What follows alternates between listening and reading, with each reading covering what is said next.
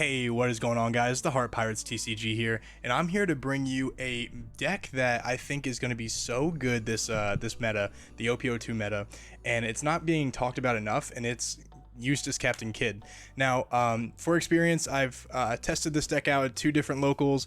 I went 3-1 and 4-1, respectively, and this is pretty much the exact list that I played. I made like very small changes, but other than that, like, this is the exact deck. I'm gonna just go ahead and explain everything, like why I play certain cards in this deck, and how good they are, you know, against other decks. So to start off, we'll start off with the events. I'm playing 2 Paradise Tatsuka. This card is phenomenal against Whitebeard, obviously, because you rest their last Marco. This card is really good against Black because, you know, a lot of them don't have counters in their hand. You rest their Borsalino, and now what do? It's also good against Zoro in a pinch, just because it can rest one of their, you know, their Nami or, you know, their Dodon, and off the trigger it's basically killer. So it's never really dead against like a lot of decks, pretty much. Next we have 3 Paradise Waterfall. The Paradise Waterfall is because we play we play the 7-drop Kidd, we play the 5-drop Law, and then this is also really good for just like off trigger. If you're playing against an aggressive deck, like if they have a Kinemon on the field, or if they have, you know, anything like that, you can just kill it really quick. So there's a lot of stuff that can trigger and like win this game for you. So we're playing 3 of Paradise Waterfall, then we're playing 3 Punk Gibson. This card is also insane off the trigger. You can rest like anything. It saved my life a ton. It also rests Marco, it rests Borsalino, it rests a ton of characters, you know, Okiku, it rests a bunch of characters that you just don't want to be, you know, relevant, you know, when your opponent's attacking, and they have to sequence in a way to avoid playing, or to avoid this card. It's also good at protecting your 8-drop Kidd, which I still play. So that's Punk Gibson. Those are your event packages. Then we play 4 Killer. And the only reason we're playing 4 is because we're still playing the 8-drop Kidd engine. We need cards to protect 8-drop Kidd if they don't have an answer to just like completely kill it. Like if they have to kill it by battle, like if you're playing against blue, this card is phenomenal. Helps you keep your sustain and all that, because we're not playing Rhizos. And then we're playing 4 of the Beige. Beige is phenomenal, guys, just because he's a 1-drop. He's searchable with Nami or Bonnie. Same with Killer, but you know, it's essential for, you know, if you're going first, or, you know, all that type of stuff. Protecting Kidd is still very important in this deck, and he's very important. So then we playing the 2K counters. We're only playing 8, playing 4 Apu, then we're playing 4 Izo. Izos obviously is another card that could rest characters if you need them to. And then Scratchman Apu is actually good against Whitebeard and Law, because you can shut off their counters in their hand just by resting their Dawn, so they can't have as many they can't have as many radical beams or guard points. Then we're only playing 3 Momo, just because Momo is not as important in this deck, because you're not really searching for anything other than, like, you know, your Paradise Waterfall, perhaps Paradise Tatsuka, or like Izo. Most of the time you're already gonna have Odin in hand, just because like I play 3 of them and I draw them a ton, it feels like. So 3 Momo is good. You're not really searching for anything you really need. Okiku, I guess, but you know, most of the time you mulligan if you don't have Okiku. Then we're playing 4 Bonnie. Bonnie's obviously going to search the best cards in your deck, so, you know, pretty obvious.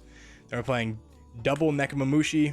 Just for this card is really still good against. I only play this card essentially just because Zoro exists, because of the little 1-cost Zoro and Law, like they can run around. So I'm playing this with the 5-drop Law package, just so I can like help control like their board and combat, you know, them from swarming too quickly. So that's why I play the Nekomamushis. Same with the Killer.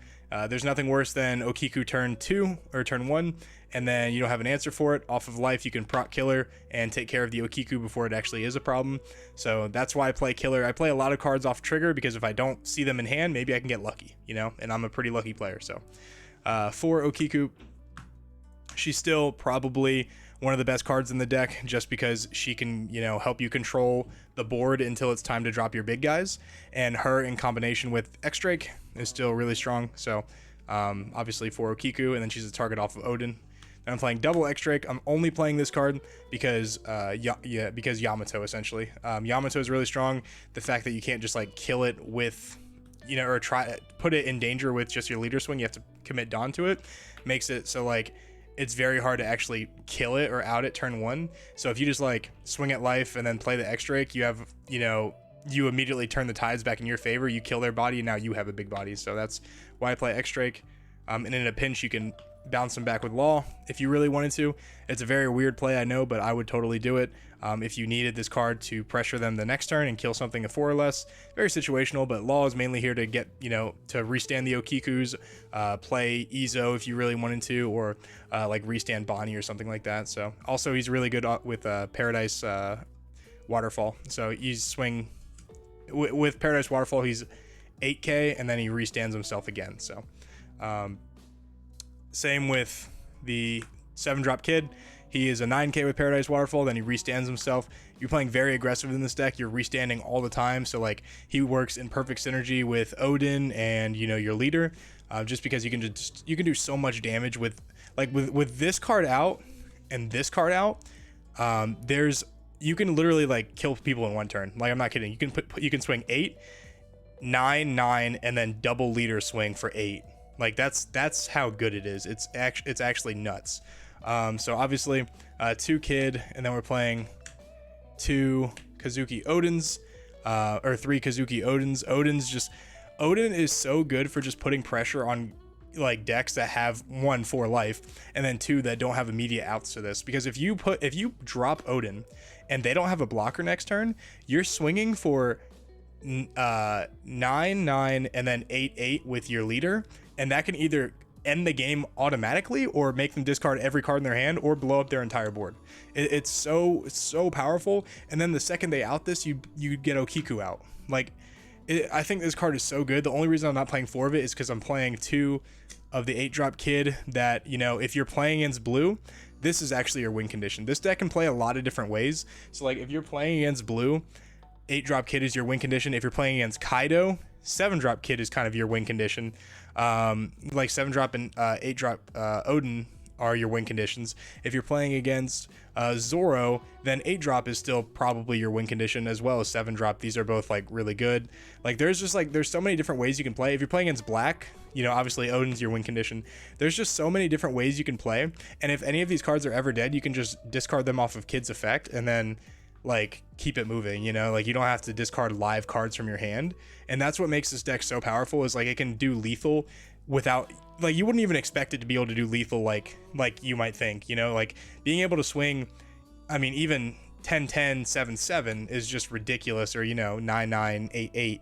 It's so good, and it can do so much damage so fast that you can steal games because your opponent just doesn't expect it. And that's how I've won so many games. The only game I lost when I went 4-1, I lost against Zoro, but I literally like hard bricked. Like it was such a hard brick. I mulliganed into a hand that was even worse than the hand I mulliganed. So guys, let me know what you guys think about this deck if you're going to be playing it. I played it a little bit on stream. I did pretty good with it. I played you know, I played like some yellow decks and stuff like that, so it wasn't really OP02 testing, but I played it a lot in locals, and I have a lot of pretty good people at my locals, so did pretty well there. I think it'll do well pretty much anywhere as long as you play it right. And the more I play it, I think I just like it so much. This deck is so much fun. So let me know what you guys think, and I'll see you guys in the next one. Peace.